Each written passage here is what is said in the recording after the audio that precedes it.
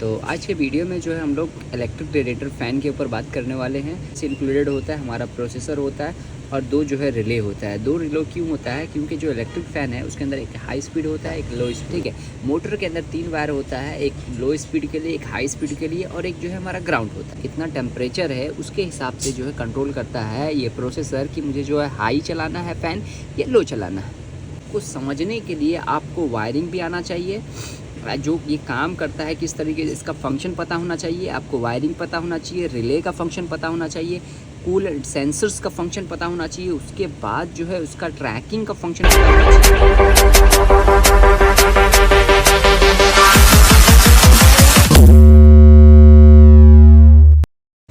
Hello guys, I am Ozil, मेरे channel पे आपका स्वागत है।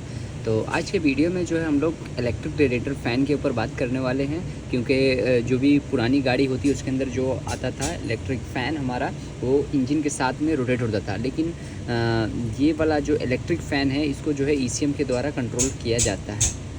तो इसके अंदर जो है हम लोग देखेंगे तो इसमें सिस्टम IC इंक्लूडेड होता है, हमारा प्रोसेसर होता है और दो जो है रिले होता है। दो रिले क्यों होता है? क्योंकि जो इलेक्ट्रिक फ़ैन है उसके अंदर एक हाई स्पीड होता है, एक लो स्पीड होता है, दो स्पीड होता है। तो हम लोग जो है पहले रिले का जो है सर्किट बना देंगे। तो रिले में जो है मेरा पिन नंबर 30 होता है और एक 87 होता है, फिर यहाँ पर एक 87 और पिन नंबर 30, और ये 87 ये दोनों जो है आपस में ज्वाइंट होकर और ये 60 एम्पियर का जो है फ्यूज़ लगाकर, और ये जो हमारा बैटरी से आ जाता है, फ्रॉम बैटरी से ये कंटिन्यू जब आपका इग्निशन ऑन रहेगा चाहे ऑफ रहेगा तो यहाँ पर 12 वोल्टेज आपको दिखेगा। तो इसको हम लोग बोलते हैं हॉट एट ऑल टाइम। ठीक है, हॉट एट ऑल टाइम इसको बोला जाता है। जब हॉट एट ऑल टाइम मैं बोलूँ तो मतलब कि इग्निशन चाहे ऑन रहे चाहे ऑफ रहे, यहाँ पर जो है हमारे को 12 वोल्टेज देखने को मिलेगा। और इसके अंदर जो आता है मोटर, जो 3 वायर का मोटर होता है, इसके अंदर 3 वायर का मोटर होता है, जिसमें से एक जो है हमारा रेजिस्टेंस लगकर ये चले जाता है हमारा ये लो स्पीड के लिए, और एक डायरेक्ट जो आता है मेरा वो आ जाता है मेरा, इसको बोलते हैं हम लोग हाई स्पीड, और एक और वायर जो होता है जो हमारा ये ग्राउंड से कनेक्टेड होता है। ठीक है, मोटर के अंदर 3 वायर होता है, एक लो स्पीड के लिए, एक हाई स्पीड के लिए और एक जो है हमारा ग्राउंड होता है। ठीक है, जो लो स्पीड का रहेगा उसके बीच में रेजिस्टेंस लगा रहेगा, जो हाई स्पीड का रहेगा उसको डायरेक्ट मोटर से कनेक्ट रहेगा, और ग्राउंड जो है वो कंटिन्यूसली जो है रहेगा। इसको भी बोला जाता है कोल्ड एट ऑल टाइम। ठीक है, अब इसके अंदर पिन में रह जाता है मेरा पिन नंबर 85 और 86, same here pin number 85 and 86। तो दोनों का अगर 85 86 में दोनों का लूँ और इसमें जो है एक 10 एम्पियर का फ्यूज़ लग जाता है, और ये वाला जो है हमारे को ये आ जाता है फ्रॉम मेन रिले। जो 12 वोल्टेज, जो मेन रिले ऑन होने के बाद जो 12 वोल्टेज आता है, तो वो 12 वोल्टेज जो है हमारा आ जाता है इसको। ठीक है, तो इसको बोलूँगा फ्रॉम मेन रिले 12 वोल्टेज। जैसा कि हम लोग ने, जैसा हमारे गाड़ी में सिस्टम होता है कि जब हम इग्निशन ऑन करेंगे तो ECM से ग्राउंड आएगा, फिर मेन रिले ऑन होगा, फिर मेन रिले ऑन होने के बाद वापस से जो है ECM में जो है वो सप्लाई जाता है। तो वो सप्लाई जो है सेम हमारा इसके अंदर भी जो है जा रहा है, यही वाला सप्लाई जो है हमारा इसके अंदर भी चला जा रहा है। तो इसको जो है मैं एक इनपुट का निशान दे दूँगा इस तरीके से कि ये मेरा जो है इनपुट हो रहा है। ठीक है, ये इस तरीके से जो अच्छे से समझ में आएगा। ये जो है हमारा इधर से इनपुट आ गया, सेम इधर भी है हमारे को, इसमें भी जो है क्या हो रहा है, बैटरी से जो है इनपुट आ रहा है हॉट एट ऑल टाइम दोनों पे। ठीक है, अब ये वाला जो हिस्सा होता है ये मेरा आउटपुट होता है। तो ये आउटपुट कब होगा? जब हमारा सिस्टम IC से कमांड मिलेगा इन दोनों को रिले पर। अब ये रिले है तो ये 85 86 के बीच में क्या होता है, हमारा कॉइल होता है। 85 और 86 के बीच में जो है हमारा क्या होता है, कॉइल होता है। कि जैसा ही इसको प्लस तो यहाँ से मिल गया, यहाँ से जो है माइनस ऐसा ही मिलेगा, तो ये वाला आपस में 87 और 30 जो है ये आपस में शॉर्ट हो जाता है। शॉर्ट मतलब कनेक्ट हो जाता है। तो जो यहाँ पर जो वोल्टेज है वो कहाँ आ जाएगा, हमारे ये रेडिएटर फ़ैन पे आ जाता है। तो इसको कमांड कौन देता है? तो इसको कमांड जो है हमारा प्रोसेसर देता है। वो किस तरीके से देता है? तो उसको जो है हमारा प्रोसेसर पहले जो है कूलेंट टेम्परेचर सेंसर्स का जो है सिग्नल लेता है। जैसा कि मेरा 2 वायर का कूलेंट टेम्परेचर सेंसर होता है, जैसा ये मेरा ये कूलेंट टेम्परेचर सेंसर है।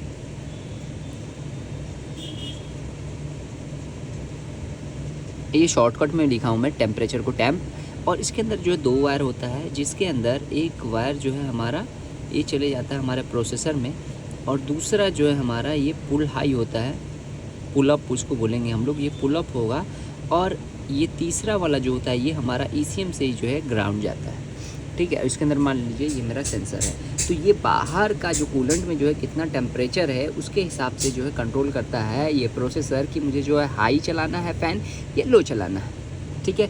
अगर टेम्परेचर जो है जो इंजीनियर ने सेट किया हुआ है टेम्परेचर, उस टेम्परेचर से अगर अधिक गर्म हो रहा है इंजन, तो उस केस में जो है हमारा ये हाई स्पीड ऑन होगा। और अगर हमारा जो है नॉर्मल जो है गर्म हो रहा है तो हम लोग जो है लो स्पीड को जो है ये सिस्टम IC ऑन करेगा। तो समझो कि हमारा जो टेम्परेचर है वो आया 90 डिग्री के अक्रॉस आया, 90 डिग्री कितना आया मेरा, 90 डिग्री के क्रॉस आया, ठीक है। तो 90 डिग्री जैसा ही क्रॉस करेगा तो यहाँ से जो है एक ग्राउंड आउट होगा। क्या आउट होगा? ग्राउंड। ये जो है हमारा ग्राउंड आउट हुआ और इसके अंदर गया। यहाँ पे जो है मेन रिले से 12 वोल्टेज है, यहाँ पे ग्राउंड गया तो क्या हो गया, ये ऑन हो गया। अब जैसा ही ये ऑन होगा तो 87 वाला जो है 30 से कनेक्ट हो जाएगा, तो ये मेरा क्या आ गया, 12 वोल्टेज आ गया। और ये 12 वोल्टेज जो है मेरा किस में, इस मोटर में इस रेजिस्टेंस के थ्रू गया। जब इस रेजिस्टेंस के थ्रू को गया तो समझिए यहाँ पर मेरे पास 12 वोल्ट है, तो ये रेजिस्टेंस जो है समझो 1 वोल्ट कम कर लिया, तो 1 वोल्ट कम कर लिया मतलब यहाँ पे 11 वोल्ट पहुँचा मोटर को। तो क्या होगा कि स्पीड जो है थोड़ा कम हो जाएगा, क्या होगा, स्पीड जो है इसका थोड़ा कम हो जाएगा। तो इसी तरीके से जो है सेम हमारा क्या हुआ कि 90 डिग्री पे गया तो ये मेरा फ़ैन ऑन हो रहा है। सेम अगर मेरा समझ लो 100 डिग्री सेल्सियस हो गया, मतलब ये कम नहीं हो रहा है और बढ़ता चले जा रहा है डिग्री, तो 100 डिग्री सेल्सियस पे क्या होगा, मेरा वापस से सिस्टम IC जो है एक सिग्नल निकालेगा और ये भेज देगा हमारे इसको। यहाँ से जो है ये ग्राउंड निकालेगा, ये प्रोसेसर जो है कमांड देगा सिस्टम IC को, और सिस्टम IC जो है वापस से इधर से ग्राउंड निकालेगा और ये ग्राउंड जो है मेरा भेज देगा इस रिले के पिन नंबर 86 पर। अब जैसे इसको तो मेन रिले से 12 वोल्टेज आ ही रहा है, और यहाँ पर जैसा ही सिस्टम IC से जो है कमांड मिला उसी टाइम क्या होगा, ये 87 का जो 12 वोल्टेज है हॉट एट ऑल टाइम वाला, ये क्या हो जाएगा, 30 से कनेक्ट हो जाएगा। अब 30 से जैसा ही कनेक्ट होगा तो ये क्या हो गया, ये मेरे इस मोटर में आ जाएगा। इस मोटर में आया तो इसको ग्राउंड तो मिल ही रहा है, अब डायरेक्ट इसको 12 वोल्टेज रहा है, विदाउट रेजिस्टेंस मिल रहा है, तो क्या ये स्पीड हो गया। ये समझ लो ये 12 है तो पूरा 12 का 12 जो है मोटर को मिल गया, मतलब 12 वोल्टेज जो है पूरा का पूरा जो है मोटर को मिल गया। तो क्या होगा, ये फुल स्पीड में ऑन होगा। तो ये जो है हमारा रेडिएटर फ़ैन का होता है, इसको हम लोग बोलते हैं radiator fan motor, radiator fan motor, ठीक है। तो ये जो है पूरा इसका जो साइकिल है कि किस तरीके से जो है ये कंट्रोल होता है, कूलेंट टेम्परेचर सेंसर्स के हिसाब से ये कंट्रोल करता है स्टेप बाय स्टेप। तो अगर हमारे पास ECM आते रहता है कि इस फॉल्ट में इसके अंदर जो है चाबी ऑन करते ही जो है हमारा मेन रिले डायरेक्ट हो जाता है। क्या हो रहा है, हमारा मेन रिले डायरेक्ट हो रहा है, डायरेक्ट फ़ैन ऑन होते ही जो है हमारा मेन रिले डायरेक्ट हो रहा है, इग्निशन ऑन करते ही जो है मेरा फ़ैन डायरेक्ट हो रहा है, गाड़ी चालू कर रहा हूँ तो फ़ैन डायरेक्ट हो रहा है। तो उस केस में जो है हम लोग को जो है ये सब फाइंड आउट करना पड़ता है कि सिस्टम IC का फॉल्ट है कि सेंसर्स का फॉल्ट है, या सेंसर्स की लाइन में फॉल्ट है, या प्रोसेसर का फॉल्ट है, या रिलेस का फॉल्ट है, या वायरिंग का फॉल्ट है। तो ये सब कुछ समझने के लिए आपको वायरिंग भी आना चाहिए, जो ये काम करता है किस तरीके से इसका फंक्शन पता होना चाहिए, आपको वायरिंग पता होना चाहिए, रिले का फंक्शन पता होना चाहिए, कूल सेंसर्स का फंक्शन पता होना चाहिए, उसके बाद जो है उसका ट्रैकिंग का फंक्शन पता होना चाहिए, उसका प्रोसेसर का लैंग्वेज पता होना चाहिए, उसके बाद सिस्टम IC भी पता होना चाहिए, तब आप काम कर सकते हो एकदम परफेक्ट। नहीं तो यही वाला बात होता है कि बोर्ड में देखे कहाँ पे काला पीला दिख रहा है, देख लो साफ कर दो, हो जाता है। तो वो जो है एक दीवार में सर पटकने वाला काम है, वो एक प्रोफेशनल काम उसको नहीं बोला जाएगा। आपको प्रोफेशनल काम करने के लिए जो है आपको ट्रेनिंग लेना बहुत ज़रूरी है, अगर आप ट्रेनिंग नहीं लोगे तो नहीं कर सकते, ठीक है। तो गाइस वीडियो कैसा लगा आप कमेंट कीजिएगा, और अगर आप रैमज़ॉन पर विज़िट नहीं किए तो जाइए और रैमज़ॉन पर जो है विज़िट कीजिए, वहाँ से जो है pin outs, IC pin outs जो भी आपको ख़रीदना है, जो कुछ भी आपको ज्वाइन करना है वहाँ से आप ले सकते हैं और अपना नॉलेज को जो है और इम्प्रूवमेंट कर सकते हैं। बस आज के लिए इतना guys, so thanks for watching.